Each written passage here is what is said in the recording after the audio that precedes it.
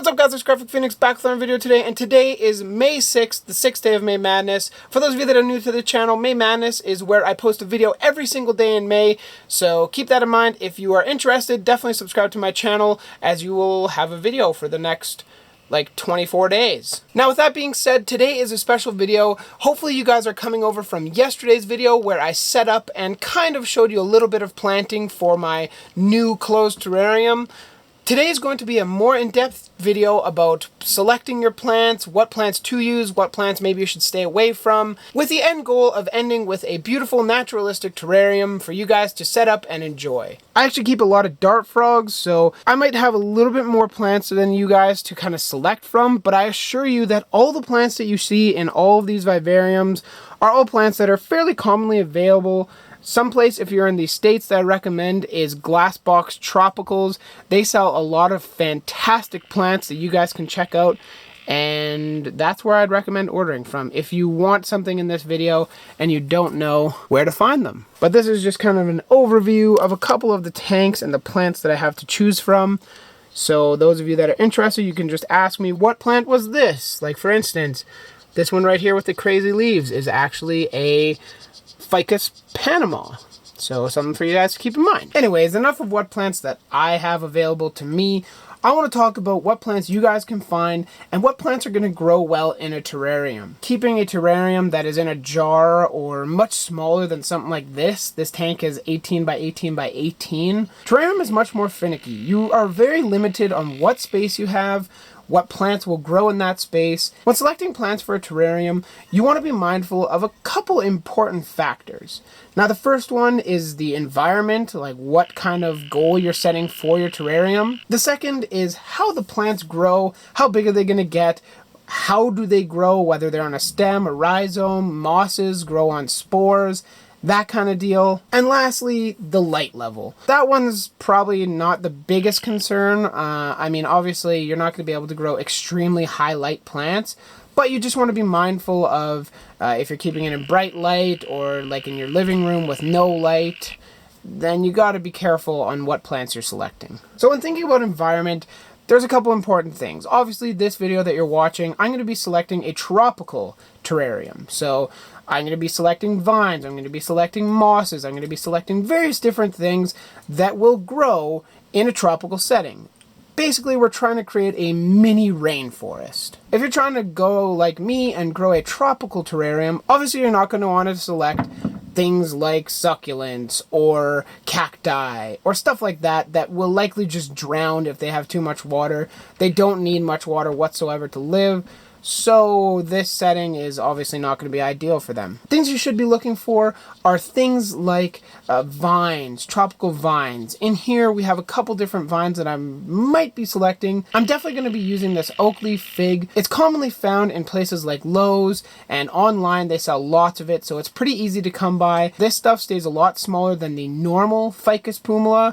That stuff can actually get quite big leaves and can grow really fast. Another couple vines that I'd recommend, if you are looking to set up a crazy kind of expensive setup, then Magrevia will likely do great in this kind of setting. High humidity, that's what I'm going to be using in mine. I'm just going to try a little cutting just to test it out and see how it does. Without giving you too many overwhelming details about what plants I might be using, what plants might be good, I'm just going to move on to the next subject, and that is growth habit. So as you can see here, there are several different types of growth habit in here, most of which are vining. However, some will send out runners, some will send out pups, some will use spores like mosses to propagate.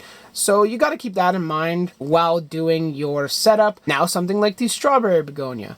They're in moss right now, but they actually grow by runners. So these will grow essentially a long vine out the side, and at the end of that vine it will grow another plant which will send down roots and will eventually start growing into a brand new plant. Now right under the strawberry begonia we have moss. I'm definitely going to be incorporating some moss into my setup. That is something that I really like, and I think it makes it look very natural. So moss grows by spores. Moss needs very high humidity and or constant water to grow properly, so keep that in mind while setting up your terrarium. Another thing to keep in mind when choosing the growth habit is making sure that they're actually going to fit in your terrarium. Obviously, you don't want to pick something like at the very back of this tank, I have a begonia that's leaf gets to be about a foot in size. So obviously in a small terrarium like you're seeing me set up today, it's going to be crazy big for that setup. Naturally, I'm not going to pick that plant. I'm going to pick something that gets a good size but stays quite small and will do well in the terrarium habitat. Now, if you have a large terrarium that you're setting up, of course, go for it, go nuts, go crazy, see what you want to put in there, and just put whatever you want. But for us that are setting up those smaller setups, then I strongly recommend being very cautious about what plants you're adding and making sure you have some knowledge of how big their leaves will get over time, because the small micro-leafed vines, you can always trim back and keep under control that way. You don't really need to worry about how big the leaves are going to get. It's more just about trimming back the vine whenever it gets too long. Now, last thing I briefly mentioned, and I'm only going to briefly talk about, is light levels. So I know a lot of people will be keeping these either by a window or like on their desk at work or something. So there's obviously extreme variables between those two. Now, by a window, you're going to be getting medium to higher levels of light, depending if it ever gets full sun or not. If it does get full sun, try and only get maybe an hour or two every day, because that's going to heat up the terrarium a lot. And while it helps with the water cycle, it could hurt your plants in the long run. The other side is being on a desk where you might be very far from a window and you might have a couple desk lamps providing light.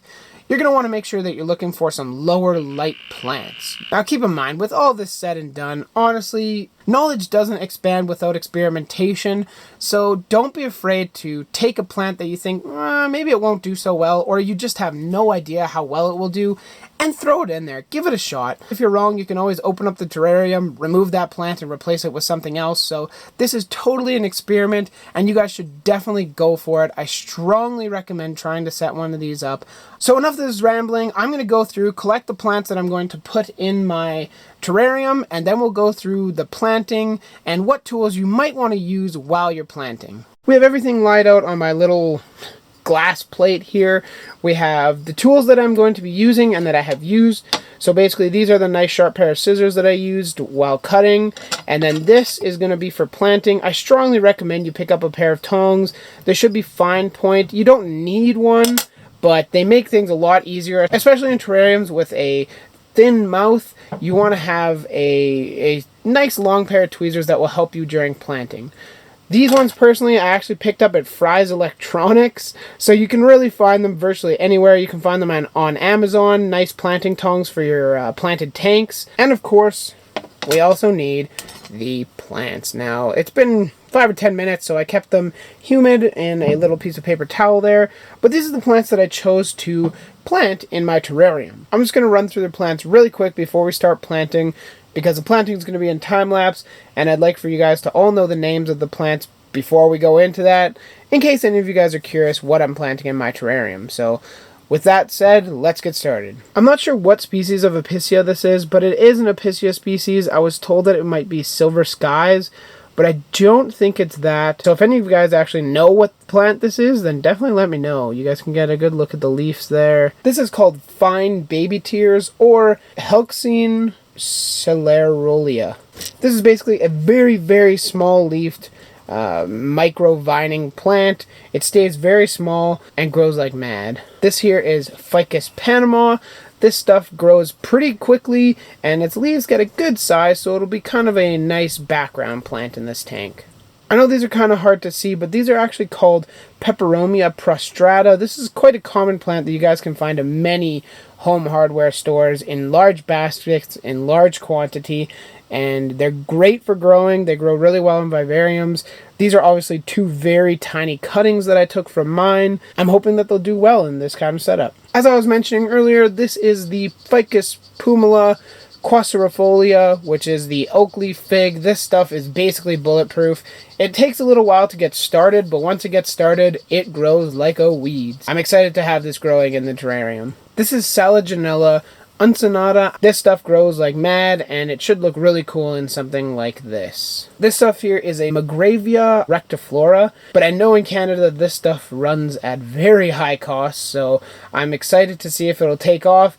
If not, well, The last thing we have to cover is the two species of moss. I have no idea what species these are, but they're 2 species of moss. Hopefully they start to take off and they'll cover exactly where I want them to cover. Enough of my talking, let's get planting.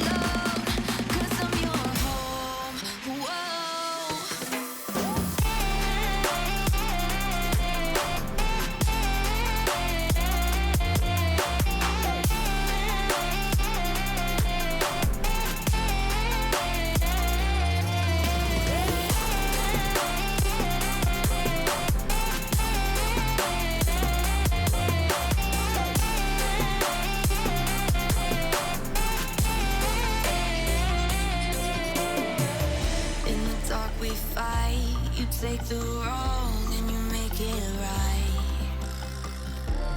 Like a firefly, you're glowing at night. So don't make it hard, don't let me go. I wanna hold you tight when you're cold. I'm waiting for your love, you just keep me hanging on.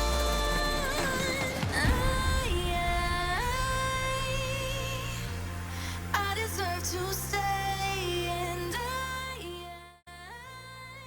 And there it is, the planted terrarium. It does look a little bare right now, but over the course of time, you'll notice that it will grow in, it'll look nice and lush, and I mean, you just gotta be patient. Like, these are all just from cuttings. If you're buying a full plant from Lowe's or whatever, you're gonna have a lot more to work with, so you might be able to pack it a little bit more full, but honestly, I really like the way this looks. So I hope you guys learned something about plant choice for this video when planting your new terrariums that you might be so inclined to make.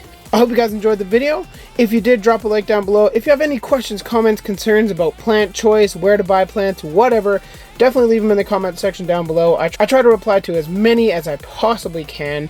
So I want to thank you guys for watching. Make sure you subscribe to my channel for more videos every day this May. Thanks for watching, guys. Graphic Phoenix, out of here.